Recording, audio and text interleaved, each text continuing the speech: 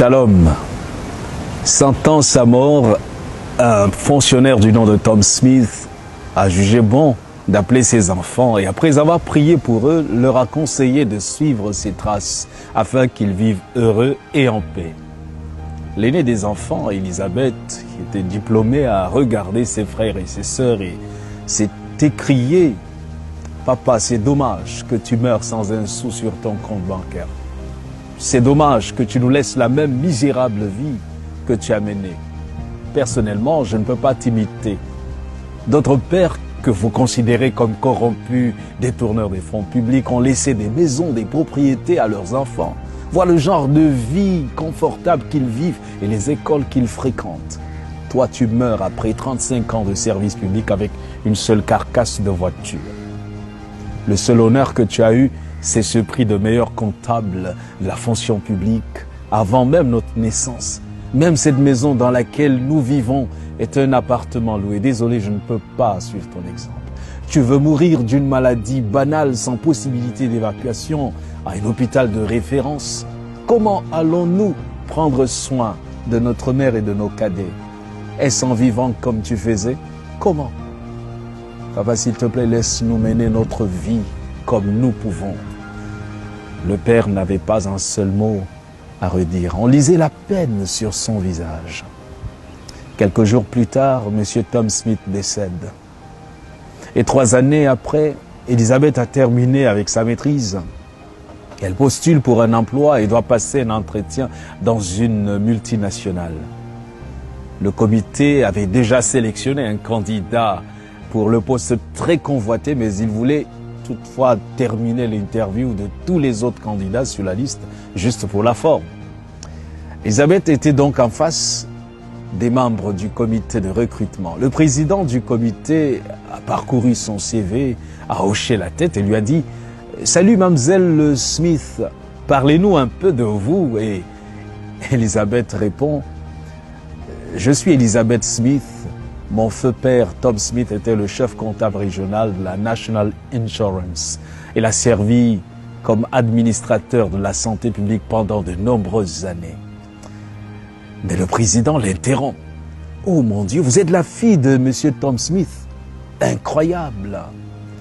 Il s'est tourné vers les autres membres et leur a dit « C'est Tom Smith est celui qui a signé mon formulaire d'admission à l'Institut des administrateurs agréés alors qu'il servait dans notre district. Et sa recommandation m'a placé là où je suis aujourd'hui. » C'était vraiment difficile de trouver à l'époque la signature d'un homme de son rang. Il fallait être riche pour faire signer le formulaire. Mais ce qui est étonnant, c'est qu'il a fait tout cela gratuitement. On ne se connaissait pas. Il l'a fait pour moi. Et 1 an après, je l'ai cherché à son bureau, mais il n'y était plus. Je n'ai plus jamais entendu parler de lui. Se tournant vers Elisabeth, il lui dit « Il n'y a plus de questions pour vous. Vous avez décroché ce poste. J'espère que vous imiterez votre père dans son honnêteté, sa serviabilité et sa diligence. » Elisabeth Smith est devenue la directrice des affaires générales de la société avec 2 voitures, une belle maison, un salaire très confortable. Et après 2 années de travail dans l'entreprise, le directeur général du groupe qui devait partir avait besoin d'un remplaçant. Une personne intègre était recherchée et c'était Elisabeth Smith qui avait été nommée.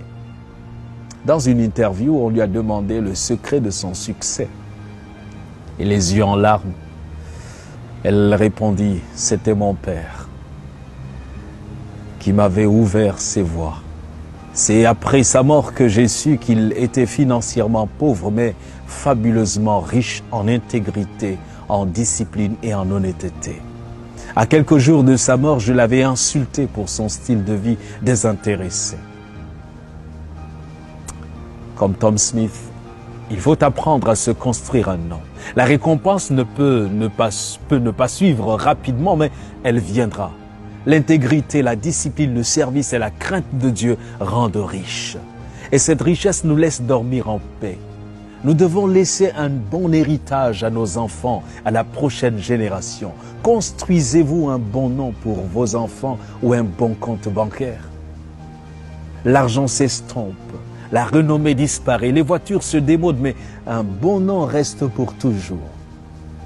Psaume 37, verset 25 dit « J'ai été jeune, j'ai vieilli, et je n'ai point vu le juste abandonné, ni sa postérité mendiant son pain. » Le sage dans Proverbe 22, verset 1 va dire « La réputation est préférable à de grandes richesses, et la grâce vaut mieux que l'argent et que l'or. » L'intégrité est une qualité qui revêt son possesseur d'un pouvoir irrésistible, d'un pouvoir qui le rend fort pour résister contre toutes les adversités.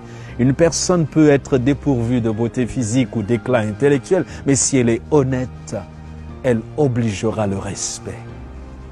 De telles personnes ont su rester en communion avec Dieu. Elles ont pour modèle le Christ rédempteur. Avez-vous mauvaise réputation? Vous appelle-t-on escroc, menteur, voleur, tricheur, véreux, corrompu? Dieu désire vous transformer.